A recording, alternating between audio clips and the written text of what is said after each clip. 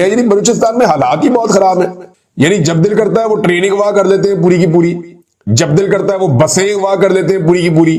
आज ये सूरत हाल है कि दो सूबे तकरीबन हमारे हाथ से निकलते हुए नजर आ रहे हैं। My God! बलूचिस्तान में तैनात फौज वापस बैरकों में जाने के लिए तैयार हो चुकी है, क्योंकि फौज बलूचिस्तान की सूरत हाल और आए दिन की शहादतों से तंग आ चुकी है। और प्रैक्टिकली ऑन ग्राउंड सिचुएशन ये है कि पाकिस्तान के 60 से 70% इलाके ऐसे हैं जो पाकिस्तान की लॉ एनफोर्समेंट एजेंसीज के लिए भी, पुलिस और एफसी के लिए भी प्रैक्टिकली नो गो एरिया बनते जा रहे हैं। मजाक बना के रख दिया मुल्क का।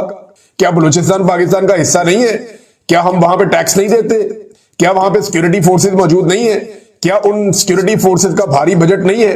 कौन है रिस्पॉन्सिबल इसका? अगर 1500 ये दहशतगर्द हैं तो फील्ड मार्शल साहब के या इससे ज्यादा होंगे थोड़े बहुत, तो मकसद यहाँ ये है कि इन लोगों को कब हम ठिकाने लगाएं। हम इस जंग का इख्तिताम तो दूर की बात, हमें ये नहीं मालूम कि अब इसको हैंडल कैसे कर। अब इंडिया कोशिश करने लगा है कि मैं किसी तरीके पाकिस्तान और चाइना के ताल्लुकात में भी दरार डालूं या अपनी स्पेस बनाने की कोशिश करूं और कहीं पे मैं चाइना को न्यूट्रल करने में कामयाब हो जाऊं। खुदा ना खास्ता इससे पहले कि उनके पास जो है सरफेस टू एयर मिसाइल आ जाएं और खुदा ना खास्ता कोई और एक नया हमारे लिए कट्टा खुल जाए, तो इसलिए बेहतर यह है कि इससे पहले इन दहशतगर्दों का कला कमा किया जाए। This is in my opinion this was going on, but इसका टेम्परेचर इस लेवल पे लेके जाना, आप देखिए जब से ये ऑपरेशन सिंदूर हुआ, पहले भी वो कर रहे थे लेकिन उसके बाद से बहुत इसमें ज़्यादा इंटेंसिटी आई।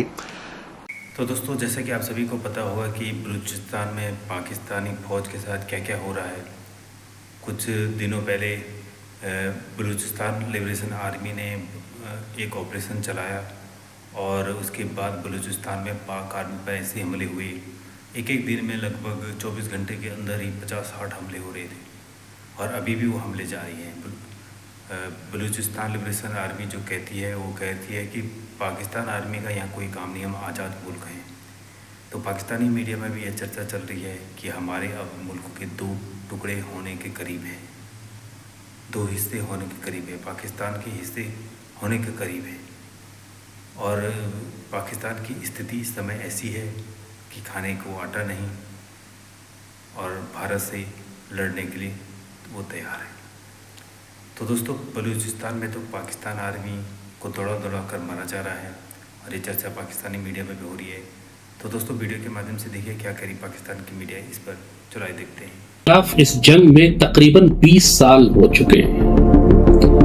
20 साल में 1 लाख शहीदों की कुर्बानी देने के बाद कोई 150 अरब रुपए के नुकसानात उठाने के बावजूद ये एक कैटास्ट्रोफिक फेलियर है स्टेट का, स्टेट पॉलिसीज का। एक मुसलसल जंग है, एक मुसलसल कत्लेआम है, एक मुसलसल दहशतगर्दी है, लेकिन पूरी रियासत को समझ ही नहीं आ रहा कि इस फितने का मुकाबला कैसे करना।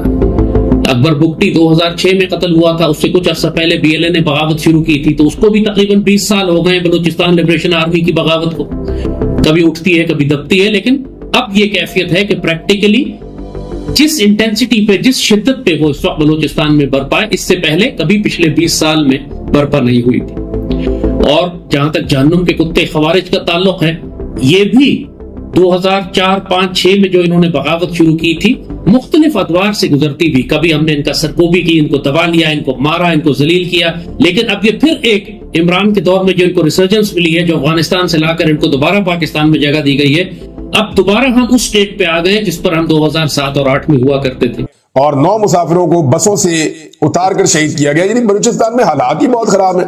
यानी जब दिल करता है वो ट्रेनिंग वहां कर लेते हैं पूरी की पूरी, जब दिल करता है वो बसें वहां कर लेते हैं पूरी की पूरी। अब 2 बसें जा रही थी, दोनों बसें ही वहां कर दी। उनके अंदर तसल्ली से उन्होंने एक-एक करके बंदा चेक किया, उनके कागजात चेक किए, पंजाब के बंदे अलग किए, उनको उतार कर लेकर चले गए, ले जाके उन्हें कत्ल कर दिया। मजाक बना के रख दिया मुल्क का। क्या बलूचिस्तान पाकिस्तान का हिस्सा नहीं है? क्या हम वहां पे टैक्स नहीं देते? क्या वहां पे सिक्योरिटी फोर्सेज मौजूद नहीं है? क्या उन सिक्योरिटी फोर्सेज का भारी बजट नहीं है? कौन है रिस्पॉन्सिबल इसका? सिर्फ जज्बाती बयानात दे देते हैं। हम अपनी चंद माओं की तस्वीरें और वीडियोस लगाते हैं कि जनाब देखो वो कितने हौसले से खड़ी है। भी माएं तो हौसले के साथ खड़ी हैं, वो तो कुर्बानी दे रही हैं, लेकिन उनके बच्चों की जानें बचाने के लिए ये कोई बॉर्डर पे लड़ने तो नहीं गए हुए थे बेचारे, मजदूर लोग थे यार, पंजाब से मजदूरी करने के लिए गए हुए थे। ये भी हकीकत है कि भारत ने एक बकायदा एक ऑर्गेनाइजेशन बनाई है जिसका नाम है डिस्ट्रॉय शीप एक्ट, और इसका बजट जो है $1 बिलियन रखा है उन्होंने, $1 बिलियन। ये वही $1 बिलियन है जिसकी खातिर पाकिस्तान IMF के सामने झुक जाता है।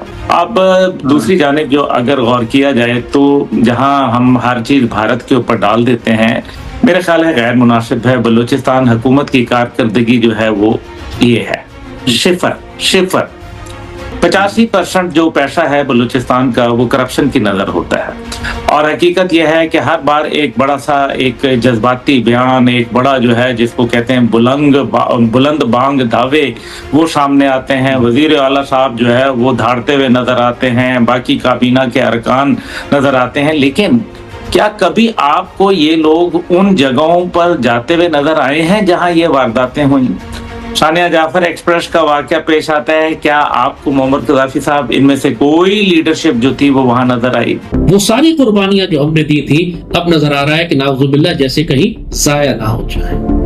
तो अगेन व्हाट वेंट रॉन्ग और अब इसको ठीक कैसे करना है, हम बहुत साफ और सख्त बात करेंगे। लिहाजा इस क्योंकि पाकिस्तान की सलामती का मामला है और अगर इस वक्त इस क्राइसिस, इस फितने को हैंडल नहीं किया गया तो भारत की जानिब से जो दूसरा राउंड शुरू होने वाला है, जो दूसरा हमला हमारे ऊपर होने वाला है, उसमें हमें बहुत ज्यादा भारी नुकसान होगा कि हमारी पुष्ट इस वक्त गैर महफूज है।